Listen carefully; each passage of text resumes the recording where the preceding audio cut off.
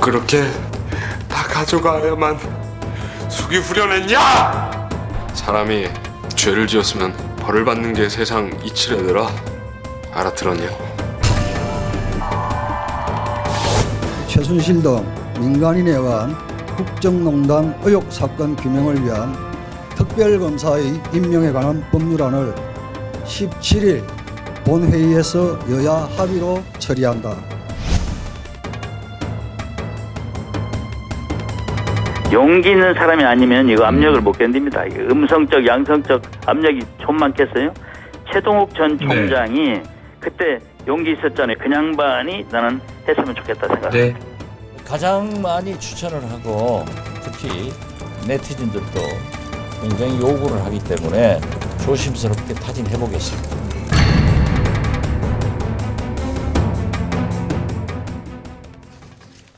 네, 사실상 선장을 잃고 있는 대한민국 과연 어떻게 될지 대한민국 국민만큼 불안한 사람들이 있을까 싶습니다. 한편 정치권에도 이유는 다르지만 불안감에 떨고 있는 분들 많습니다. 오늘 함께할 분들 소개해드리겠습니다.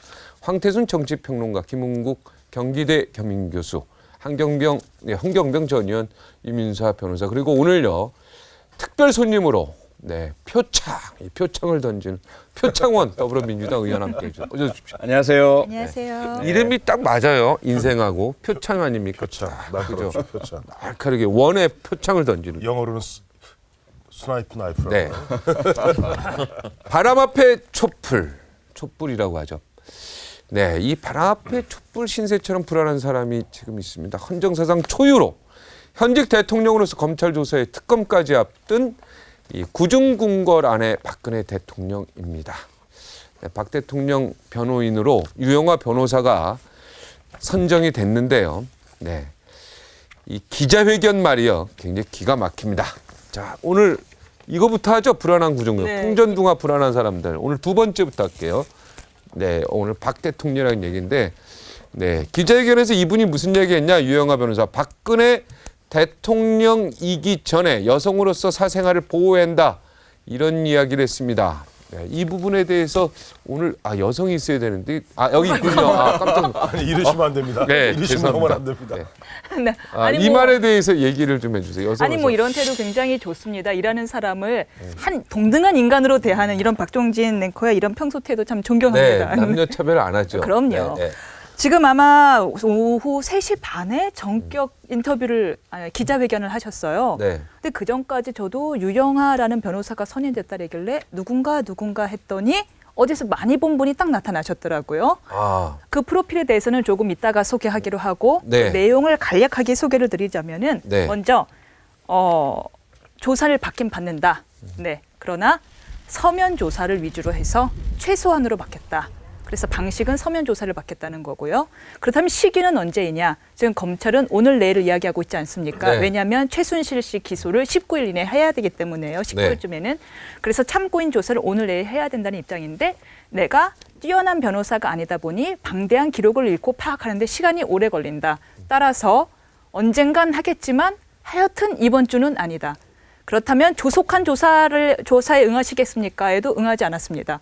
하여튼 받겠으나 시간은 걸릴 것이다 라고 해서 최대한 늦출 것을 얘기했고요. 네. 그리고 난 다음에 가장 화제가 되는 거죠. 대통령도 대통령이기 이전에 여성이라는 점을 존중해 줬으면 좋겠다라는 정말 이해할 수 없는 말을 남긴 후 그리고 언론인분들께 내가 변호사 일이 바빠 연락을 못 받더라도 이해해 달라라고 하면서 떠났는데요. 네. 요 총평을 이것을 전체를 본 제 총평은 네. 관심받아 기뻐요라는 듯한 표정이었습니다. 관심 받아 기뻐요, 여성으로서. 아니요. 유영하 변호사가 네. 간만에 이 언론인들의 집중을 받으며 굉장히 기뻐하는 표정으로 관심받아 기뻐요 하면서 떠나더라고요. 대통령 이전에 여성으로서 사생활이 있다, 이 멘트에 대해서는 여성으로서 어떻게? 여성으로서 정말 이해가 가지 않았습니다. 이해가 가지 않았다. 네, 무슨 네. 뜻이지? 제가 이게 좀 묻고 무슨 싶어요. 뜻으로 네. 봐야 됩니까?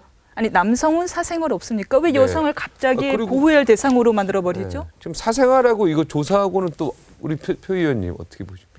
근데 우선 그 말을 듣고 바로 떠오르는 것이 지난 2012년 말 대선 때 국정원의 그 개입 사건이 있었지 댓글 않습니까? 사건, 네. 예, 그 당시에도 국정원 직원이 여성이라는 이유로 작곡을 내세웠거든요. 여성인 그 20대를 뭐 아내 감금하고 있지 않느냐 뭐 이런 네. 식으로 대응하셨던 것이 또 오버랩 되어 버립니다. 네. 지금 가장 안타까운 것은 그래도 여전히 박근혜 대통령을 지지하는 분들도 여전히 계시고요. 뭔가 마지막까지 그 정정당당한 모습을 보여주시기를 바라는 분들도 많으실 텐데 지금 그 유영하 변호인의 말만 보자면 박근혜 대통령께서는 대통령으로서의 품위는 다 던져버리신 것이고 한 사람의 형사 피의자로서 자신의 변호와 방어를 적극적으로 최대한 자신이 가지고 있는 모든 지위와 권한을 이용해서 하겠다.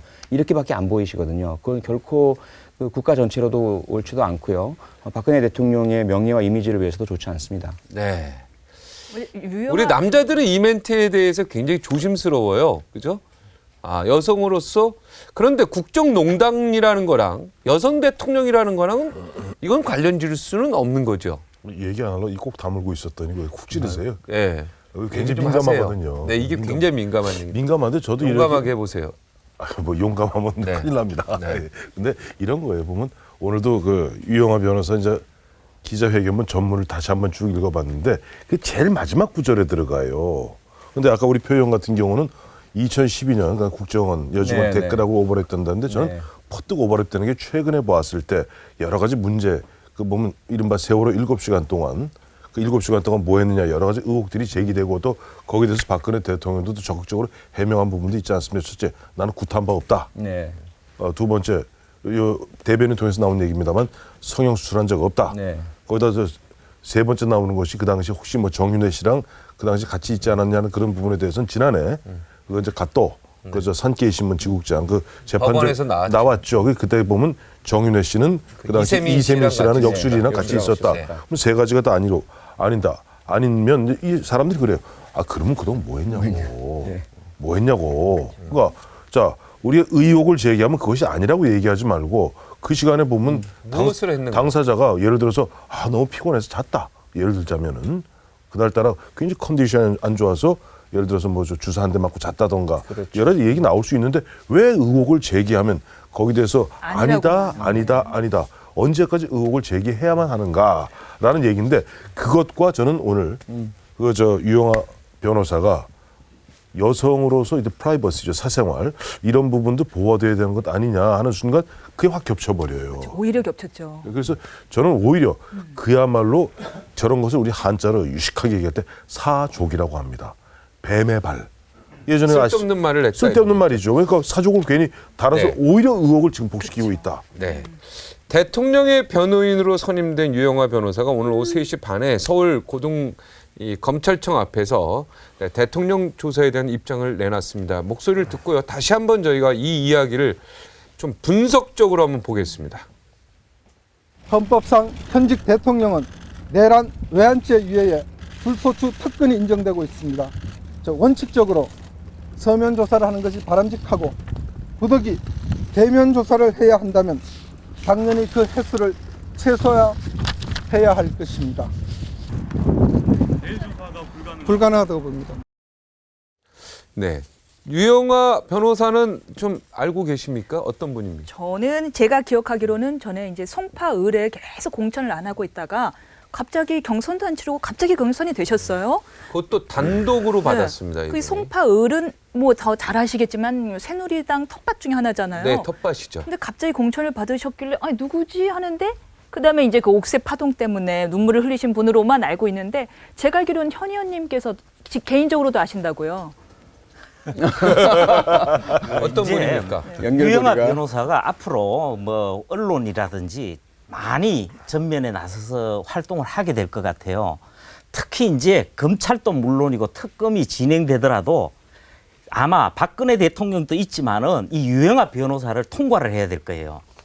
이분이 1962년생입니다. 네. 62년생이고 사시 사법시험 34회인데 네. 그럼 24기네요. 통상 법조인들은 연수원 기수를 따집니다. 10년을 네. 빼서 24회. 연수원 24기라 그럽니다. 네. 연수원 24기고 검사 생활을 하다가 정치권으로 들어옵니다. 정치권으로 들어와서 자, 여기서 검사하다가 왜 정치권으로 들어옵니까? 검사하다가 무슨 일이 있었죠? 예, 예. 그게 그 아마 이야기도 이야기를 하시죠. 저 검사하다가 그때 그게 무슨 나이트클럽 사장한테 K 나이트 클럽 사장한테 뭐 뇌물을 받았다, 향응 접대를 뭐 향응을 받았다. 받았다, 향응인데 예. 향응을 받았다. 이게 문제가 된 거죠. 그 부분으로 해서 이제 징계를 받은 부분은 있습니다. 네. 그런 저런 상황으로 해서 나왔고 또 이제 바로 정치권으로 들어와서 처음에는 그 경기 군포에 공천을 받습니다. 그렇게 해서 17, 18, 19대 세 번 출마를 했습니다. 그래서 세 번 다 낙선을 했고 이후에 20대 때는 아까 뭐 말씀하셨듯이 송파을이 새누리당이 서울에서 당선 안정권으로 보는 한 7, 8곳 중에 하나입니다. 네. 그곳에 단수 추천을 받아서 공천이 됩니다. 그런데 김무성 당시 대표에 의해 가지고 옥새파동가 하면서 무공천 지역이 돼버립니다. 네. 그렇게 해서 출마 자체를 할 수 없게 됐고 지금 이 상황에서 이번에 박근혜 대통령에 있어서는 그동안 보이지 않는 진박 중에 진박이라 그럽니다. 사실 이분은 진박 중에서도 가장 큰 특징은 강경파라고 보시면 돼요. 근데 왜 우리가 몰랐죠? 진박하면 이정현 대표만 우리가 알았는데. 아무래도 작업 이상이야. 간단합니다. 빠지를 안 달아서 그렇습니다. 예, 바로 그 때문에. 정치인은요 이렇게 하죠. 일본의 저 정치 속담입니다만은 원숭이는 나무에서 떨어져도 여전히 원숭이지만은 네.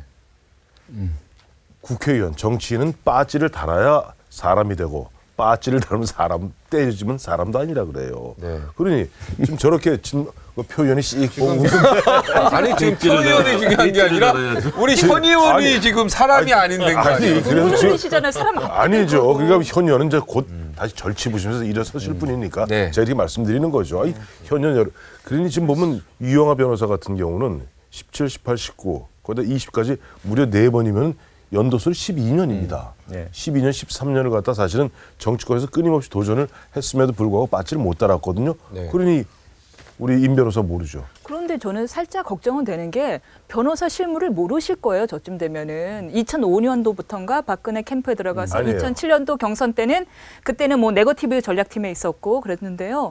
그렇게 되면은 변호사 실무를 완전히 손을 뗐어요. 아니에요. 그 몰라요. 제가 조금 아는데요. 예. 그 저 아는 후배가 마침 저기에서 저 유영하 그 당시 이제 대변인 변호사하고 이제 붙었는데 이게 이랬습니다. 변호사분들이 여기 임 변호사가 계시는구나. 저는 여자고 변호사입니다. 여러분 좀 기억을 해주세요. 변호사분들이 네. 굉장히 보면 저 지역구 관리가 굉장히 쉬운 게 붙으면은 붙는 대로 떨어지잖아요. 떨어지면 거기서 사실 무료 변론 등을 하면서 4년을 버팁니다. 지역에서. 그렇기 때문에 항상 변호사는 혹여 국회의원 하다가 떨어지면 그 지역에서 계속 보면 딱 안 떠납니다. 안 떠나면서 계속 업무를 봐요. 그렇기 때문에 현업에 굉장히 강합니다. 그리고 그 유영하 변호사는 서울 북부지검 앞에서 또 나중에는 옮겨서 서초동에서 그곳에서 본격적인 변호사 활동도 계속 기승했습니다. 했고 지금 이제 이 대목에서는 아마 그 뭐 하실 말씀이 있으실 것 같은데 오늘 그 발언 기자회견에서 한 부분에서 제가 볼 때 짚어야 될 대목 몇 개가 더 있습니다. 아마. 저는 그 전에 좀 짚고 싶은 게 네. 박 대통령이 지금 위기 상황 아니겠습니까? 그리고 대통령을 대리하는 변호인이란 말입니다.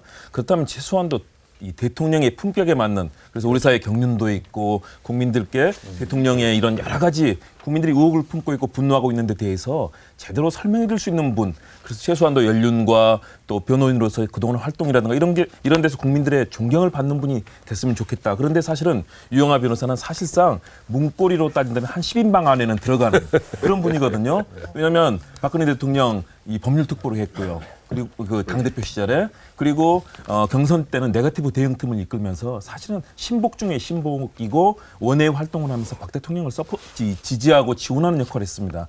그런 측면에서 국민들이 기대하는 최소한 대통령의 품격에 맞는 변호인이라고 보기에는 너무나 실무자가 사실은 맞게 됐고요. 그리고 유영하 변호사의 사실은 커리어가 너무 좋지 않습니다. 왜냐하면 검사 시절에 그렇게 나이트클럽에서 향응을 접대받아서 감봉 3개월 포함해서 징계를 받았죠. 네. 그리고 이 BBK 김경준 의혹 사건 때는 미국에 직접 가서 기획 입국을 시키는 등 사실은 어떤 의미에서는 정치 공작적인 요소까지도 동원이 됐습니다. 박근혜 대통령한테는 큰 일이었죠 그때. 그리고 또 진경준이가 아니라 김경준. 네, 네. 그렇죠. 기획 입국하려고 했던 거는 그러니까요. 굉장히 큰 사건이었잖아요. 그런 그렇지만 국민들에게는 사실은 그 사안이 굉장히 이 부도덕한 이 BBK 사건이라는 인식이 있거든요. 그런 측면이 있고 또 변호인 활동을 하면서도 여중생을 집단 성폭행한 그런 분을 변호하면서 가해자를 정확히 얘기합니다. 네, 가해자를 그렇습니다. 변호했지요. 그렇죠. 네. 가해자를 변호했는데 그런 변호 활동도 사실은 국가인권위원회를 했습니다. 사실은 국가인권위원이라면은 이 정말 어려운 사람들의 그 아픔을 나눠주고 특히 뭐 탄압받고 고통받는 사람들의 편에서 인권을 주장해야 되는 게 국가인권위원인데요.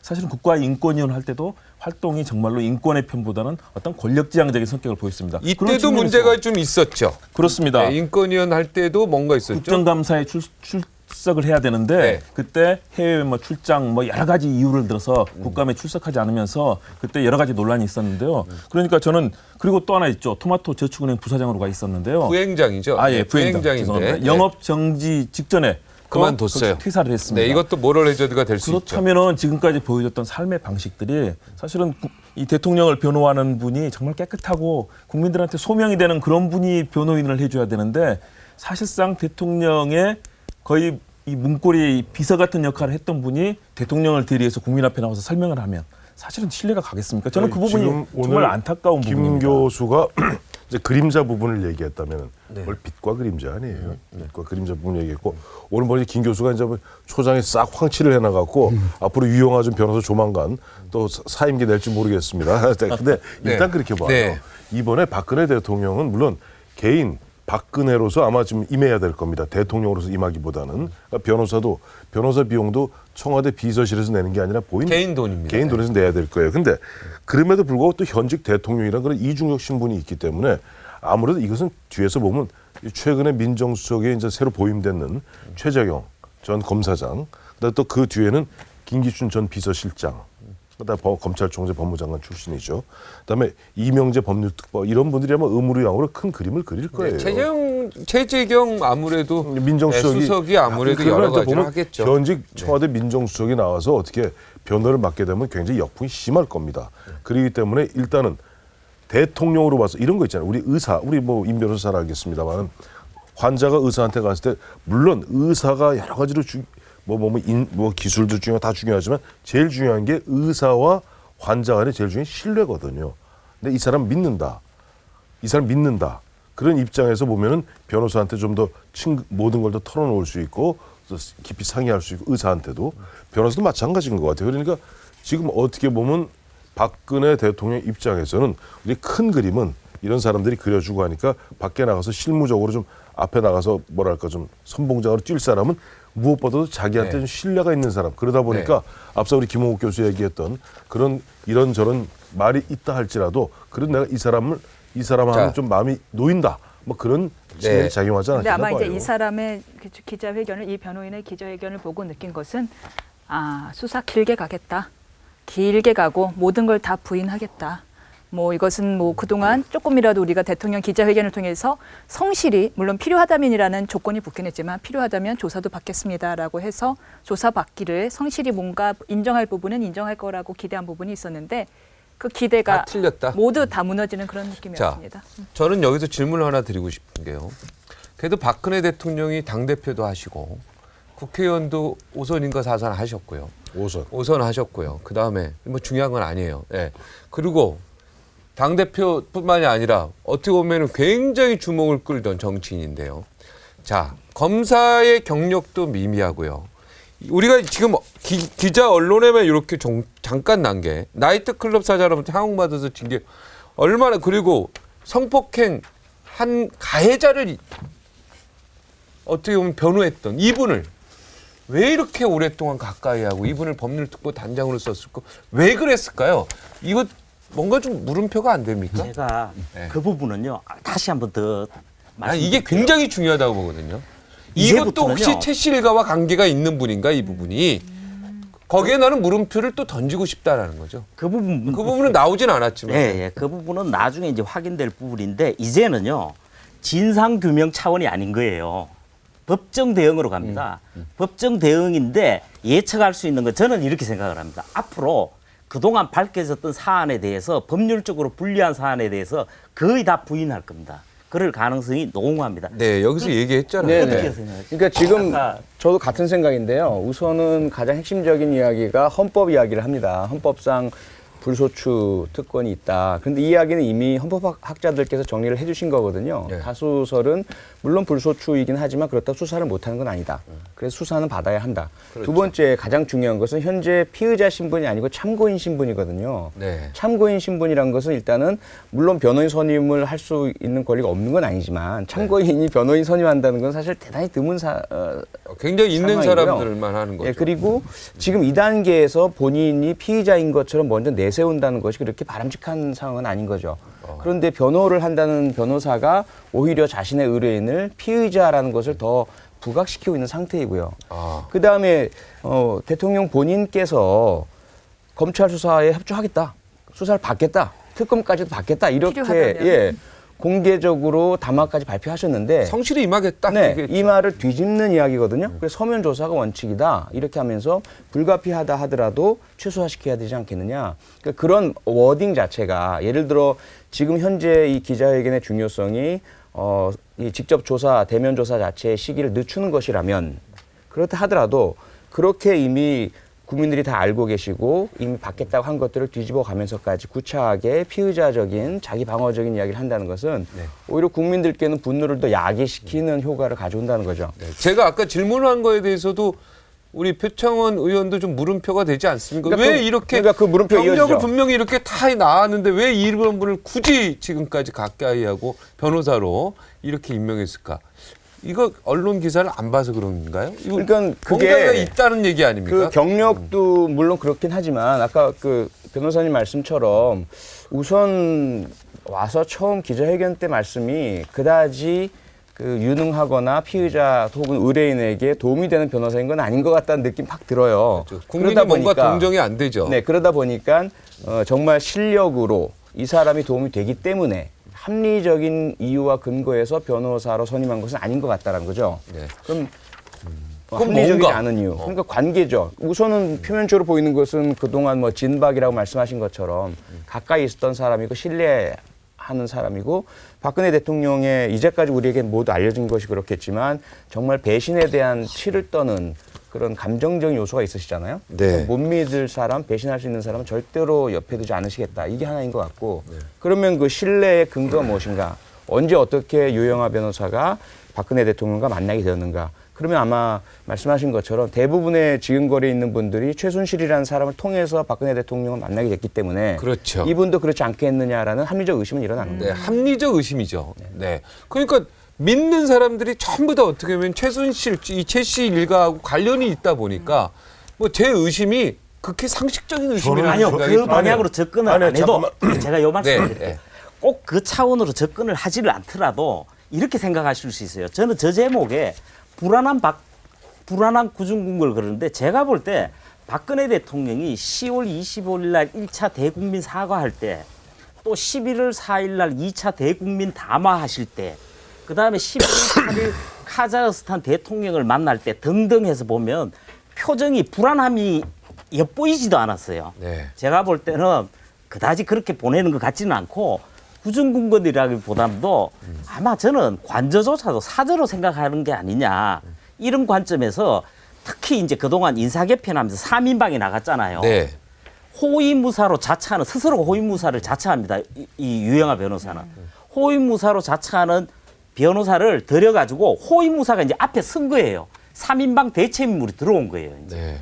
호위무사. 그 점에 대해서 아니, 저도 그동안 공감합니다. 그래요? 왜냐하면 박근혜 대통령 구중궁궐에서 지금 불안하지 않습니다. 저는 첫 번째 담화 때는 상당히 좀 불안한 마음은 약간 비쳤다고 봅니다. 그런데 그 이후에 2차 담화 이후에 이제 오늘 청와대에서 그런 입장을 내놨지 않습니까? 국민들은 길거리에서 100만 촛불을 들고 하야라든가 퇴진을 외쳤는데 청와대 대변인의 공식적인 워딩이 그거였습니다. 하야나 퇴진은 없다.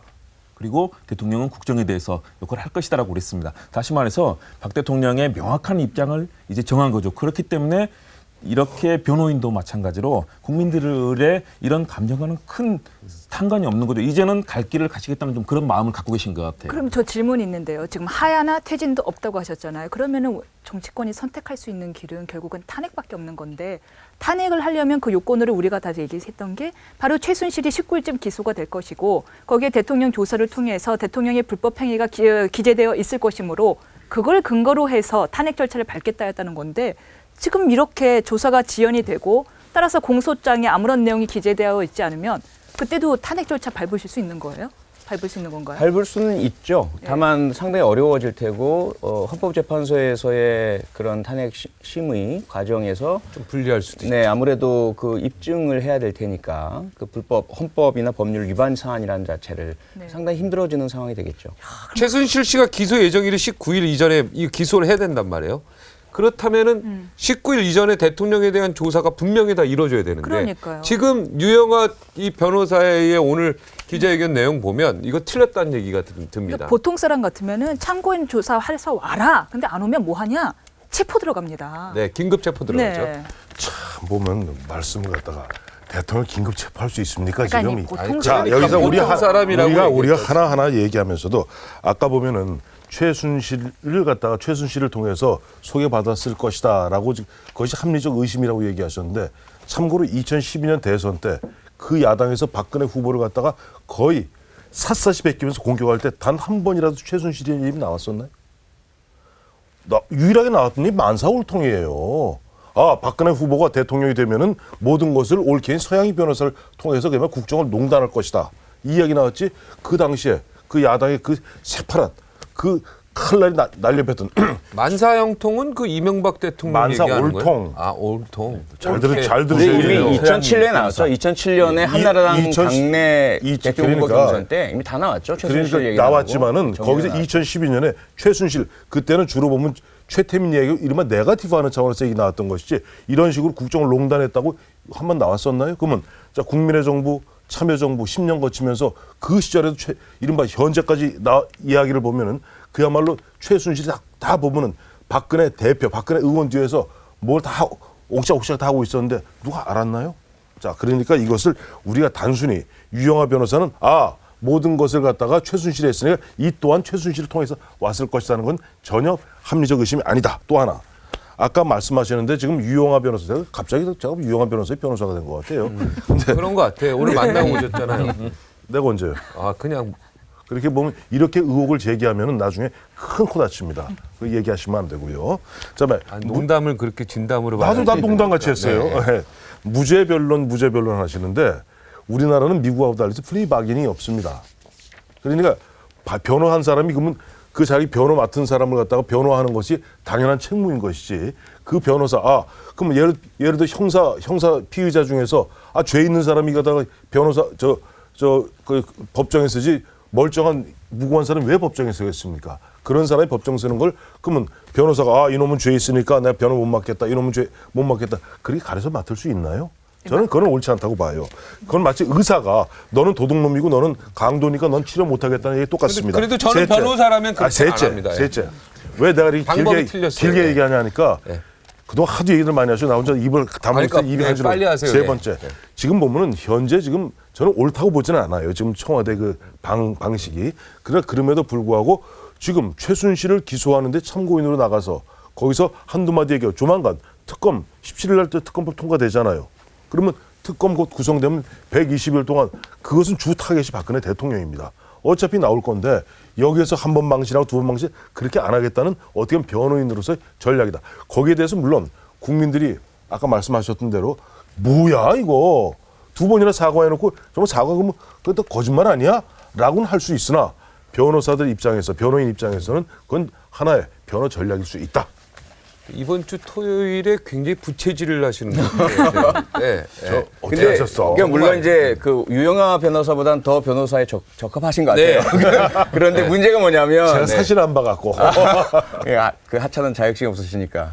저기 행시 붙은 분도 있어요. 근데 문제가 이제 그 결론은 같다는 거죠. 어차피 16일 날 조사 못 받겠다라는 것이거든요. 근데 네. 그걸 어떻게 설명하고 어떻게 주장해서 납득을 시키느냐 문제 아니겠습니까? 변호사라면 당연히 그런 어떤 뭐 이 카메라 뒤에서 바라보시는 시청자 여러분들, 국민 여러분들을 생각을 해서 그래도 의뢰인인 박근혜 대통령에게 조금이라도 동정심이라도 가고 공감이 갈 수 있게 말씀을 주셔야 될 텐데 그 말씀의 방식과 거론하시는 근거들이 모두 오히려 분노만 불러 일으키는 것이었다는 거죠. 그러다 보니까 이게 가장 큰 문제라는 것이지. 네, 저도 이 얘기에 동감하는 네. 거예요. 물론 변호사로서 당연히 나를 선임한 사람을 위해서 그럼요. 어떻게든 해야 되는데 그래도 국민들이 볼 때 이게 분위기가 바뀌어야 될 거 아니에요. 근데 변호사 이야기 듣고 더 화가 나는데. 더 화가 나죠. 이거는 네. 아무리 보호한다. 그러니까 여성을 왜 내세우며 네. 이미 저도 이상하더라니까요. 그러니까 잘못했다는 생각. 이게 바로 변호가 제대로 안 된 거예요. 아니죠. 이게 바로 뭐냐, 오제이 심슨 사건하고 똑같은 거예요. 오제이 심슨 사건 같은 경우 우리 다 잘 알지 않습니까? 오제이 심슨이 보면은 그야말로 미국의 대다수의 시청자들이 그 보는 가운데 도망가는 걸 체포했어요.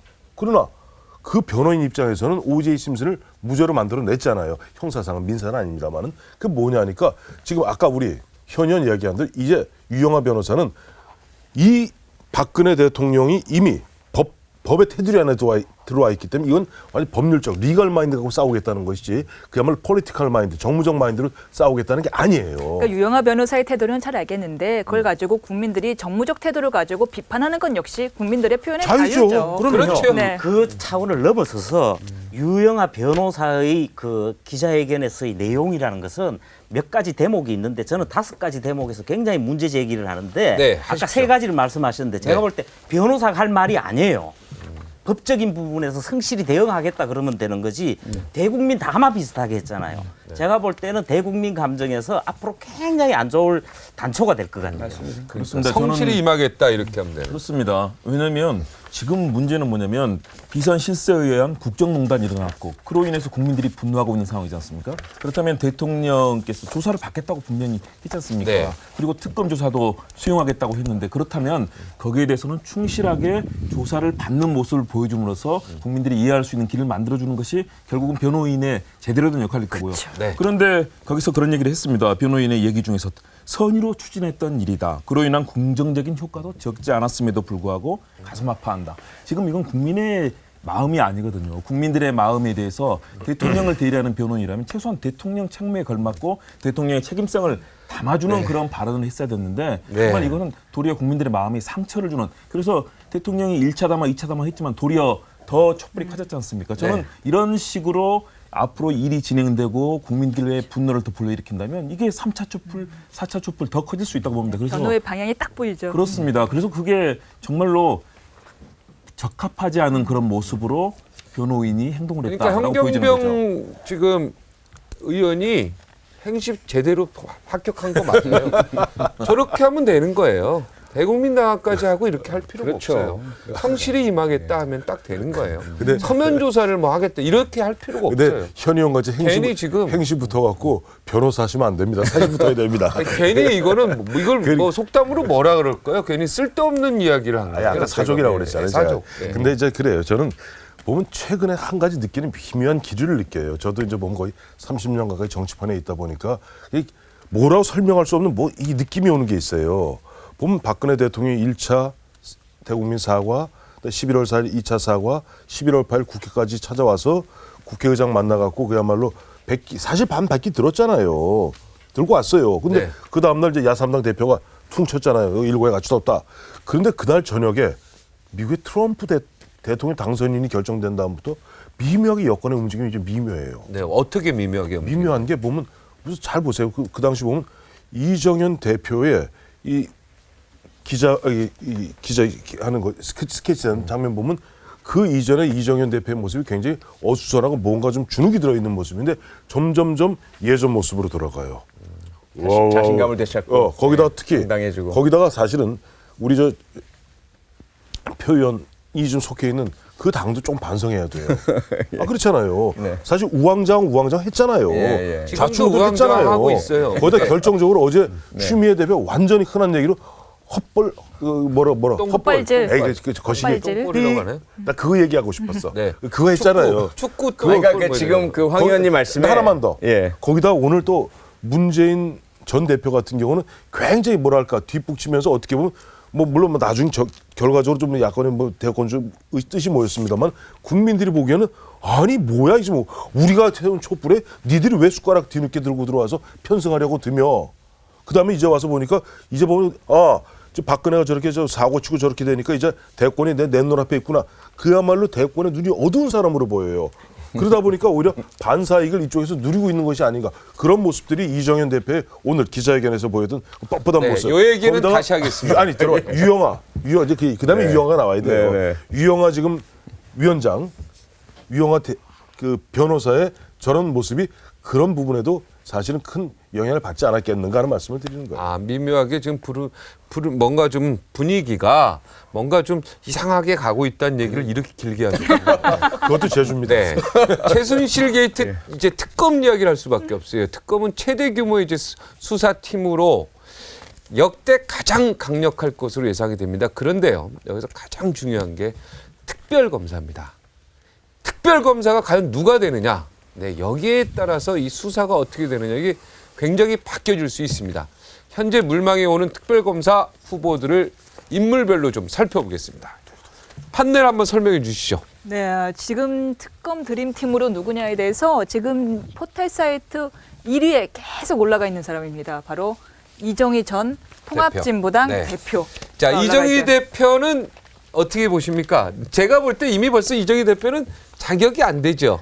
아니, 특별검사의 자격이 안 되지 않습니까? 그게 15년이 이상 있어야 되는 판사 검사에 15년 이상 재직을 해야 되는 거 아닙니까? 바로 그 부분에 적용도 되지를 않을 뿐더러 그 이정희 전 대표 같은 경우는 해산당한 그 모 정당의 통합진보당이라고 그래요, 그냥. 통합진보당의 대표였던 상황에서 지금 이런 그나마 야당에서 추천하는 거예요. 최소한의 공정성은 담보가 돼야지 뭐 정치 사안으로 몰고 가서는 안 되잖아요. 그런 점에서 뭐 부적합한 대표적인 인물이고 그냥 가십성으로 거론된 거 아니냐. 사실상 가능성 지금 영상에도 그렇게 봐야죠. 나오는데 국민들이 이렇게 예상이 안 열망하고 돼요. 있다는 얘기인데요.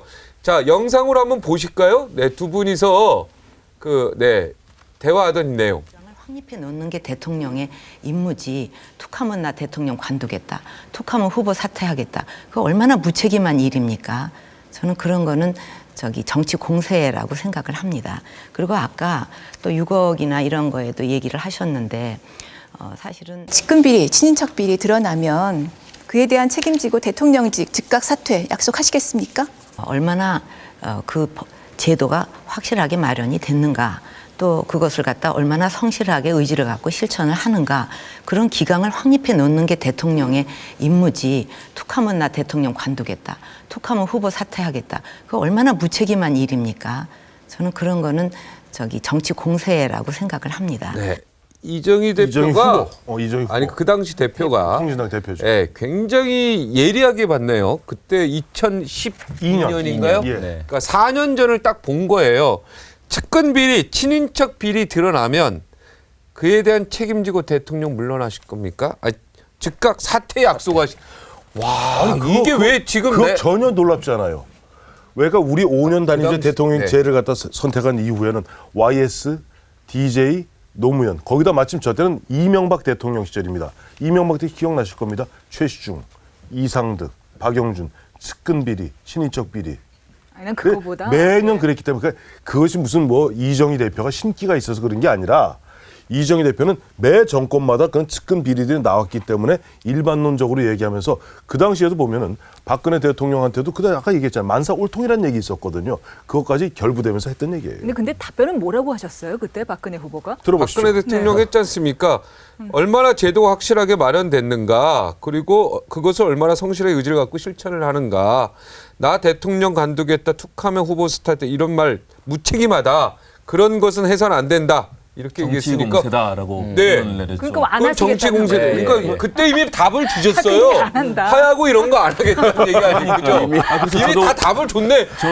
저 인터뷰가 오늘 거의 다 정답을 얘기하네요. 저도 4년 전에 제 영상을 보면서 놀란 부분이 이정희 뭐 당시 대표의 이런 얘기도 중요하지만 박근혜 대통령 이 당시 이 후보가 대답한 거. 대답을 하지 않았습니다. 그러니까 이런 상황이 뭐 예측을 했는지 안 했는지 모르지만 사실은 대부분의 후보라면 당연히 여기서 약속을 해야 되거든요. 그렇죠. 예. 만일의 경우 측근 비리가 난다면 저는 사퇴하겠습니다. 아니면 거기에 대해서 정치적 책임을 지겠습니다라고 답변을 하는 것이 원래 후보의 바른 자세인데 답변을 하지 않으신 것이 오늘의 사태를 예견하고 계셨는지도 모르겠습니다. 네, 아니 답변은 했지 않았습니까? 지금요. 그런 것은 정치 공세라고 생각해요. 안 그래서 하겠다는 답변을 했지 거죠. 않습니까? 툭 하면 또 대통령직 내려놓겠다 그런 얘기 안 하겠다 그렇죠. 얘기했잖아요. 예. 지금 근데 조금 차이는 있었어요. 뭐냐면은 아까 YS, DJ, 노무현, 이명박 대통령에 이렇게까지 비리의 가장적인 전형은 가족이었어요.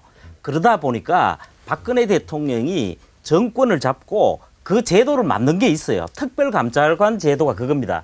근데 이 특별감찰관 제도는 대통령의 친인척, 그다음에 수석 비서관 이상만 하기 때문에 사실은 이석수 특감을 임명해도 이번 같은 최순실이나 이런 사람은 대상이 안 되는 거예요. 네. 민정수석 시대만 아니, 그 잡아야 최순실은 여기서 해당이 새로운 없는 거야. 유형이 터져나온 친인척도 거예요. 아니고 수석도 아니기 때문에 이건 해당이 없는 그냥 거예요. 또 하나의 가족인데. 야, 아니, 예, 어떻게 생각하십니까? 근데 다만 이제 정책조정수석, 안종범 수석은 대상이 되죠.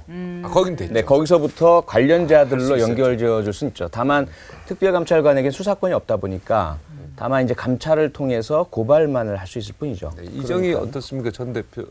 현실성은 없죠. 다만 이제 이 국민들의 마음속에는 열광이 매치업, 막 있죠. 예, 매치업이죠. 두 분이 거의 그 대선 때 라이벌로 크게 붙으셨으니까. 국민들은요, 네. 이분을 왜 특검으로 원하냐면 이분이 하면 확실할 것 같아요. 그렇죠. 그거 하나입니다. 예. 그것 때문에 이분이 사실은 판검사 15년을 해야지 자격이 있는데 예. 거기에 해당이 안 되더라도 이분이 후보로 꼭 갔으면 좋겠다고 희망을 가장 얘기해요. 강하게 할 뿐이니까. 지금 이분뿐만 아니라 정말 그다음에 잘하실 분들이에요. 예, 최동욱 검찰총장 네. 이분도 가면 정말 잘할 것 같으니까 국민들이 이분 이야기도 나오는 거 아니겠습니까? 네. 이분에 대해서는 결격 사유가 있나요? 어떻습니까? 직접적인 결격 사유는 없습니다. 그런데 이제 결국은 찍어내기라는 그 당시에 일이 있었지 않습니까? 네. 그 당사자로서 사실은 그때 뭐 혼외자 그런 부분이 사실은 논란이 되기 때문에 만일의 경우 이제 특검으로 임명이 된다면 사실은 그 부분을 가지고 또 최동욱 검찰총장을 반대하는 측에서는 여러 가지 논란을 제기할 겁니다. 그런데 저는 그 정치적인 흐름을 보면은 가능성도 있다. 왜냐하면 직접적인 결격 사유는 없는데 지금 박지원 국민의당 비대위원장이라든가 여러분들이 검토를 해보겠다라고 직접적인 언급을 했어요. 그리고 만일의 경우 다른 분들보다 훨씬 더 이 일을 해낼 각오가 돼 있다면, 그리고 최근에 어디 팟캐스트에 나와서 검찰의 수사에 대해서 후배들에게 사랑한다, 제대로 이번 사건을 제대로 다뤄라. 한번 해라. 네, 그러니까요. 그 모습을 봤는데 굉장히 결연한 모습이었거든요. 보셨죠? 그렇습니다. 저도 그거 보고 느낀 게 이분 특검하면 진짜 잘하겠다는 네, 믿음이 저는 가더라고요. 반대예요. 근데 전 표현 얘기를 듣고 싶어요. 저도 제가 짧게 하고 예, 예고하고 표현이 여쭤보려고 표현은, 예. 그래서 제가 짧게 하려고요. 그러니까 이분이 강제 사임하게 된 게 그때 국정원 대선 개입 댓글 사건 수사하다 이렇게 된 거였잖아요. 그러니까 두 분이 당연히 정말 똑똑하시고 뭐 사감도 많으시기 때문에 복수심에 불타서 열심히 하시겠지만 우리가 또 공정한 수사를 해야 돼. 우리가 아무리 그래도 사감을 가지고 수사하는 모습을 볼 수는 없잖아요. 따라서 요 두 분은 조금 해프닝성으로 사감 있는 분들이기 때문에 근데 제해야 되는 게 맞지 않나 뭐 하는 제외하는 게 생각인데 그러니까 어떻게 맞는데요. 네. 자, 우리 표현 예, 저는 이제 우선 최동욱 전 총장 같은 경우에는 사감 부분이 작용할 가능성이 크진 않은 것 같아요. 일단 그분이 그 이후에 본인의 어떤 말씀도 그렇고 행보도 이렇게 보면 자신의 어떤 그 책임 부분, 이 부분을 곱씹고 그냥 모든 것이 순리대로 가야 되지 않느냐라고 이제 해소하시는 말씀 많이 하셨거든요. 그래서 본인이 만약에 맡겨진다면 그래도 지금 다시 하시면 욱 하실 수 있잖아요. 아니죠. 그러니까 본인이 만약에 하신다면 최다 하지 못했던 그 검찰총장으로서의 그런 뜻과 어떤 기계와 그 뭐 희망도 있으셨는데 그게 좌절되셨잖아요. 네. 그런 부분들을 한번 되살려 보고 싶어하는 욕구는 강할지 모르겠지만 사감을 실어서 하려는 그런 분은 아니에요. 다만 이제 그 좀 전에 김 의원님 말씀처럼 그때 다 정리되지 않은 사적인 문제가 있고 최근에 또 무슨 뭐 LCT 관련해서 그 연루설에 또 나오고 뭐 이런 부분들 때문에 이 그 특별 검사로서의 직무 수행 자체에 대해서 외부에서 흔들기를 할 우려, 이런 부분들이 조금 우려가 되긴 하죠. 네. 이번에요. 이번 특검을 놓고 야당이 추천을 하잖아요. 그런데 야당이 알아야 될 게 추천하는 권한이 있기 때문에 책임이 따라요. 특히 최동욱 전 검찰총장 같은 경우는 지금 말씀하신 논란에다가 전형적인 정파적인 양상으로 번져가 버릴 가능성이 있습니다. 법적인 문제가 아니라 정치적 공방으로. 이 점이 야당이 꼭 좀 생각을 했으면 좋겠습니다. 저도 이제 한마디. 그 당시 최동욱 검찰총장을 놓고 박지원 의원이 뭐라고 그랬냐니까 파도남이라고 그랬습니다. 인사청문회 때. 맞아요. 파도. 미담만 나오는 사람. 그리고 석 달, 넉 달 후에 바로 개인적인 친분 때문에 아니 그 물론 다 알려져 있는 거 아니에요. 그러니까 최동욱 검찰총장이 당시 법무부 기조실장인가요? 그거 할 때 보면은 그때 카운터 파트너가 박영선 의원, 박지원 의원이었어요. 맞아요. 국회에서 야당. 박박남매. 그런 부분들이 있는데 저는 그래요. 그런 모든 걸 떠나서 아직까지 정리되지 않은 아직 혼외자 문제가 본인이 아직 인정하지 않고 있습니다. 이런 상태에서 마치 칼자루를 주고 자, 너 중간에 저 총장 한 석 달, 넉 달 하다 잘렸으니 니 한번 파봐. 그러면 아무리 최동욱 총장이 엄정하고 공정하게 한다 하더라도 국민들 눈에 비치기는 정치 보복으로 보입니다. 네, 아니, 그러니까 안 됩니다. 그 부분 때문에 이제 최동욱 검찰총장도 사실은 이제 후보에서 제외가 될 것이 분명해 보이는데 그래도 국민의 입장에서는 이분도 하면 제대로 할 것 같다. 이런 희망이 있는 거예요. 그래서 이분이 나옵니다. 오늘 아주 실검에서 엄청 떴는데요. 네. 자, 윤석열 검사도 어떻게 보면은 이분도 사실 해당 사항이 없어요. 지금 현직이라서요. 현직이 안 이분은. 돼요. 예. 1년 이상 그만둬야 되기 때문에 이분도 자격은 없지만 이분이 또 계속 또 실검에 오르는 게 후보에 오르는 게 이분도 어떻게 보면은 박근혜 정부 때 잘 나가시다가 지금 완전히 물먹고 한직에 있는 거 아닙니까? 그때 국정원 댓글 사건 하다가 제대로 외압이 있었다. 소신 있게 하다가 굉장히 어떻게 보면 물먹고 지금 속된 말로 그렇게 지금 지내기 때문에 이분이 하면 또 잘할 것이다. 현직 검사들 중에 국민들의 시각에서는 거의 유일한 기계 있고 소신 있고 권력에 굴하지 않는 검사 그렇게 알려져 계시기 때문에 가장 그 유리급 후보로 떠오르는 거죠. 네. 네, 그 외에 임수빈 변호사 같은 경우는 저는 이제 PD 수첩 제작진의 기소를 두고선 그때 현직 검사였는데 광우병 그때 광우병을 가지고 PD들 저기 할 수 없다. 그때 검사였는데도 제작진 기소는 무리라는 입장을 지켰었고요. 그다음에 이제 이광범 변호사는 조금 생소해요. 아니, 판사 출신이죠 이번은. 특검을 했습니다. 2012년 네. MB 현직 시절에 바로 내곡동 사저 문제가 있었습니다. 그 내곡동 사저 특검할 때 그 당시 이광범 특검은요 이례적으로 현직 대통령 아들을 갖다가 또 부인을 갖다가 조사해야 되기 때문에 이례적으로 야당이 추천한 그 후보자인 이광범 변호사를 갖다가 당시 이명박 대통령이 특검으로 임명을 했습니다. 그래서 그 당시에도 야당 추천 몫으로 특검의 후보에 올랐고 그다음에 나름대로 특검에서 어느 정도 성과를 냈던 그런 전력이 있는 분이에요. 어떤 분 좀 여기서 추천하실 분 없습니까? 이석순 이민선 변호사. 잠깐만요. 여기 있는 분 중에 이 중요한 이야기 하시는데 지금 저기 나온 분 중에서 위에 세 분들은 사실상 성립이 어렵지 않느냐고 봐야 되는 것이고 객관성이라든지 국민의 신뢰를 담보할 수 있는 분은 아무래도 저기 나와 있는 5분 중에서는 이광범 변호사가 굉장히 좋다고 봐야 돼요. 개인적으로는. 사실 이번에 12번째 특검이잖아요. 네. 근데 사실 그동안 진행됐던 특검에서 그다지 실적이 없었던 거 잘 아실 겁니다. 잘 아실 텐데 이분이 그동안 보여줬던 법조인으로서의 그 역량 그리고 또 도덕적으로 처신했던 부분 그리고 야당에서 지난번 말씀하셨듯이 그런 부분들 감안한다면은 현재 나와 있는 분들 중에는 괜찮은 분이고 또 하나 더 해야 될 분들이 사실은 우리 변호사가 이제 2만 명이 훨씬 넘습니다. 이런 분 중에 좋은 분 많아요. 그래서 시간을 두고 야당에서 좋은 분을 찾아야 될 것 같은데. 그렇습니다. 저도 사실은 위에 이정희 전 대표나 최동욱 전 검찰총장, 윤석열 검사 다 정말 지금의 국민적인 분노를 담아서 정말 이런 분들이 제대로 해줬으면 좋겠다는 바람이 있는 거고요. 사실은 이광범 변호사 같은 경우는 법관으로서 사실 이명박 대통령 때 현직 대통령의 아들을 조사한 그런 전략이 있지 않습니까? 그리고 그때 임수빈 변호사를 특검보로 추천을 했었습니다. 그래서 사실은 만일의 경우 이광범 변호사가 이번에 특검을 맡고 그리고 이제 4명의 이 특검보를 임명할 수 있지 않습니까? 그리고 거기에 이제 검사가 20명, 그리고 거기에 검찰 이제 이 사법 공무원이 이제 40명이 붙게 돼 있습니다. 이번 특검에서. 그러면은 임수빈 변호사를 비롯해서 능력 있는 분들을 몇 분을 또 잘 조합한다면 굉장히 좋은 팀이 되지 않을까 문재인 생각합니다. 전 대표도 특검이 될 수 있죠. 판검사 경력이 없죠. 변호사가 변호사밖에 안 거기가 했잖아요. 되는군요. 예. 그럼 저도 뭐 아 그래요? 저도 판검사 경력. 아니 저는 뭐 마음으로야 정말 어디에도 흔들리지 않게 했으나 경력도 안 되고 능력도 안 됩니다. 저는 사실은 우리 저 이문선 변호사 하면서 아니 이거 변호사 경력이 최소한 15년 넘어야 된다는데 아니 저렇게 젊은 변호사 15년 하셨을까? 아니, 저는 변호사가 아니라 판사 검사로 15년 하고 그러니까, 그다음에 법조 경력이. 변호사를 해야 됩니다. 그게 중요한 게 야당에서 2명을 추천하기로 되어 있기 때문에 아무래도 더불어민주당 1명, 국민의당 1명이 될 것 같아요.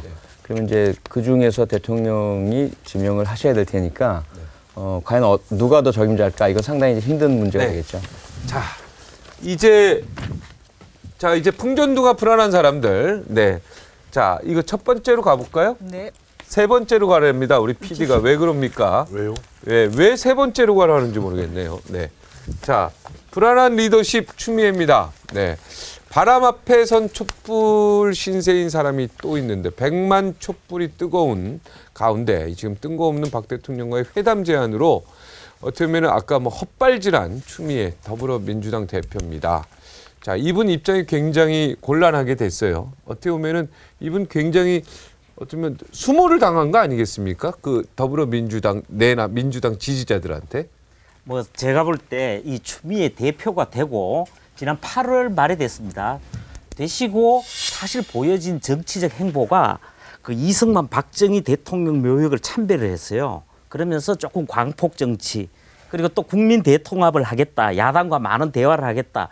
그리고 여당과 정부 여당과도 대화를 하겠다. 일정한 그런 동선을 보여준 부분이 있습니다. 그런데 이분이 두 가지 한계는 있는 것 같아요. 하나는 뭔지 하면 문재인 전 대표가 배후에 있다는 거. 배후란 표현이 어떨지 모르니까 뒤에 있다는 아무리 영향력에서 자유롭지 못하다는 부분. 또 그다음에 이 추미애 대표께서 과거에 노동법 개정 때도 있었습니다마는 한 번씩 이게 돌출 행동이라고 뭐 표현을 하겠습니다마는 일반적인 상황과 다른 돌출적인 국면을 만들어서 상황이 진행됐고 그에 따라서 곤혹을 겪었던 적들이 좀 있습니다. 삼보 일배를 포함해서. 네. 그래서 지금 국민들은 여당의 이정현 대표와 더불어서 상톱으로 해서 투톱으로 해서 불안한 감을 가지고 있단 말이에요. 표창원 의원 이야기가 너무 듣고 싶어요. 어쩔 수 없잖아. 지금 더불어민주당 당대표였고. 잠깐 좀 어저께 어떻게 화장실 다녀오면 안 될까요? 어제 어떻게 했어요? 네, 의총이. 뭐 저희들 의총 아주 뜨거웠고요. 네.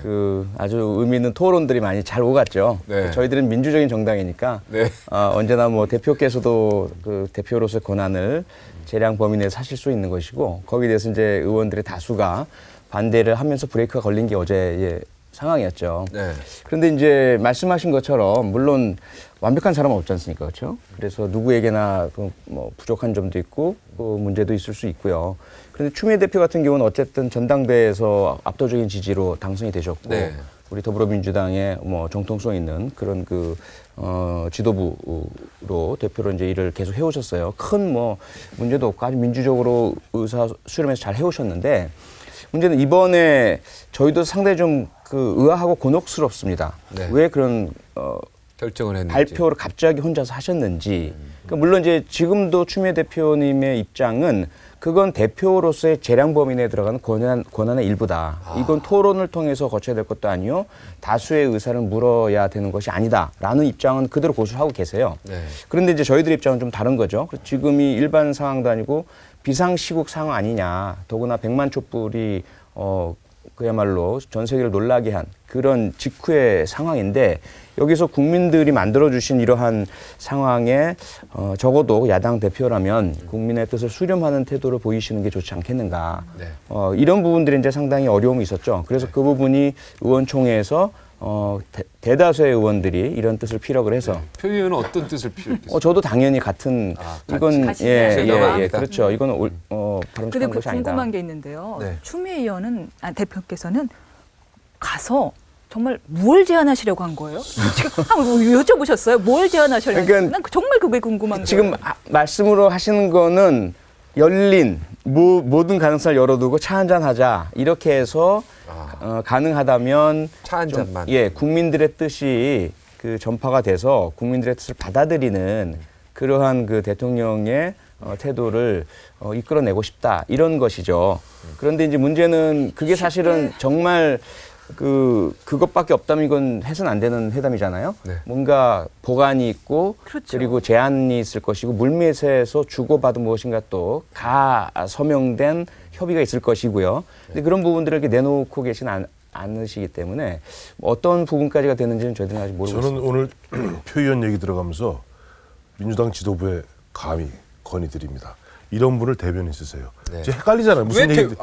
아니 무슨 말인지 헷갈리거든요. 아니, 그러니까 성공한 건가요? 그러니까 이게 논점이 잠깐만. 그려지고 이거에서는 잠깐만. 답을 해주세요. 출연자에게는. 아까 보면 논점을 갖다가 지금 흐려갖고 무슨 말이 사실은 추미애 대표는 잘못한 겁니다. 잘못한 거죠. 아니 다 잘못했다고 하잖아요. 아니, 영수회담을 갖다가 차 한잔 먹자 영수회담을 해요? 그건 말이 안 되는 얘기예요. 영수회담이라는 게 지금 안 그래도 11월 8일 날 박근혜 대통령이 찾아왔잖아요. 제가 야당 대표도 만나겠습니다. 안 만나겠다. 어쨌든 국회의장 만나서 제안했잖아요. 그 다음날 일고에 가치도 없다 잘랐잖아요. 그런 상태에서 지금 야당이 그래도 지난 토요일 날 그냥 100만 촛불이 있는 가운데 야당이 뒤늦게나마 참여했잖아요. 물론 표현은 처음부터 참여했습니다. 네, 어떻게 알고 계십니까? 아니 다 알죠. 표현 스포트라이트 많이 받아요. 예. 그런데 나중에 지도부 문재인 전 대표 등 나중에 12일부터 참여하기 시작했어요. 그런 상태에 100만 촛불을 갖다 확인한 다음에 상당히 힘을 얻었습니다. 이때부터 지금 제가 저 같은 사람이 느끼는 것은 각자 정치인들이 자기 욕심들이 발동하는 것 같아요. 지금 내가 봤을 때는. 발동해서 이번에 내가 선점해서 확실히 리더가 돼야 되겠다. 이런 것이 하는 가운데 네. 대통령 영수회담하자 그랬으면 그걸 갖다가 박지원 그다음에 이쪽에 심상정 논의해서 박지원 대표 얘기 나왔으니까 한번 싱크 듣고 또 얘기할게요. 네. 박지원. 네, 박지원.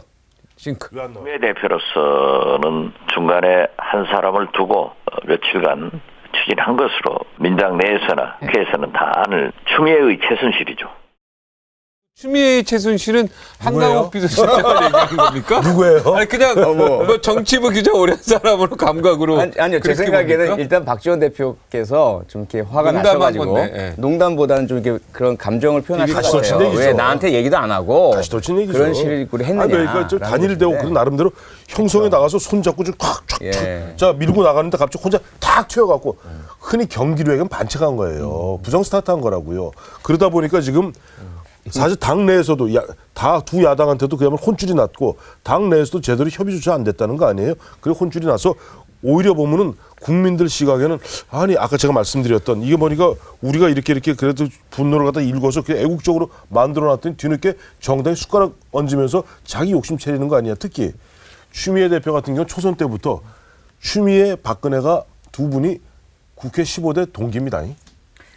근데 15대 동기예요. 예, 빨리 얘기할게요. 예. 시간이 얼마 안 남았어요. 이걸 들어야 돼요. 네. 들어야 돼요. 그러면서 그때 추미애 의원이 박근혜 의원을 가리켜서 나 대구의 세탁소 집딸 나 추미애하고 저쪽 대통령의 딸 대구의 대통령의 딸 박근혜 의원하고 한번 맞짱 토론하자 그랬어요.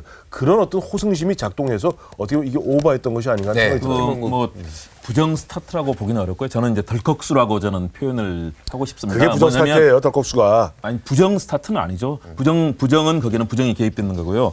근데 그 상황에서 저는 표 의원께서 아주 뭐 완곡하게 얘기하셨는데 추미애 대표로서는 이 상황을 풀고 싶다는 제1야당 대표로서의 아마 그런 포부가 있었을 겁니다. 그래서 대통령께 민심을 전하고 하야, 퇴진 결정하십시오라고 분명히 거기서 아마 얘기를 했을 거예요. 그 답을 만들어 오고 싶었던 그런 마음에서 했는데 사실은 그 과정에서 국민의당과의 협의 과정이라든가 또는 당의 원로라든가 중요한 분들과 같이 협의 과정을 거침으로써 이것이 결국은 대통령께 공식적인 채널이 돼야 되는데 갑자기 국민의당이 배제되면서 나타난 거. 대신에 저는 하나는 평가하고 싶습니다. 뭐냐면 다른 분들은 그렇게 했을 때 있잖아요. 취소하지 않습니다. 그냥 갑니다. 대통령 리더십에서 제가 리더십을 전공하기 때문에 이 비전이라든가 야심, 카리스마도 중요하지만 자기가 잘못된 판단을 내렸을 때 그때 철회하는 거. 이거 굉장히 용기거든요. 그런 측면에서는 그 부분도 또 평가해 줄 수 있다라고 저는 생각합니다. 자, 근데 오늘 문재인 또 전 대표가 기자회견을 오늘 갑자기 왜 엽니까 또. 그래서 퇴진운동에 전념하겠다. 그리고 탄핵은 아니다 이렇게 얘기를 했어요. 지금 분위기가 탄핵 쪽으로 국회의원들이 해야 된다는 게 거의 지금 대세로 가고 있는데요. 어떻게 생각하십니까? 오늘 문재인 대표 기자회견 내용. 저부터 좀 말씀을 드릴게요. 네.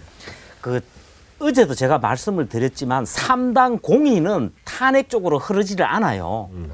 다만 이제 이 상황에서 오늘 청와대에서 대통령이 그동안의 심정 그리고 유영아 변호사가 임명된 걸로 봤을 때는 이제 퇴진은 없다라고 밝혔어요. 네. 그러면 남는 게 현실적으로는 질서 있는 퇴진은 야당이 압박하는 정도의 차원인 것이고 탄핵이 현실화할 가능성이 있는 거예요. 지금 상황에서는. 그렇습니다. 저도 오늘 문재인 전 대표가 왜 그런 직접적인 언급을 했는가. 오전에 청와대 대변인의 이야기가 나왔습니다. 기자들이 물었을 때 어떻게 될 것이냐. 그랬더니 하야나 퇴진은 없다라고 공식적으로 청와대 대변인이 답을 했습니다. 그렇기 때문에 이제 박근혜 대통령이 오늘 유영아 이 변호사를 선임한 거라든가 이 모든 정황을 봤을 때 저는 문재인 전 대표가 이제는 자진해서 하야라든가 이런 선택을 할 가능성이 없기 때문에 이제 이 순간에는 결전에 나서야 되겠구나라고 판단을 했다고 보는데요.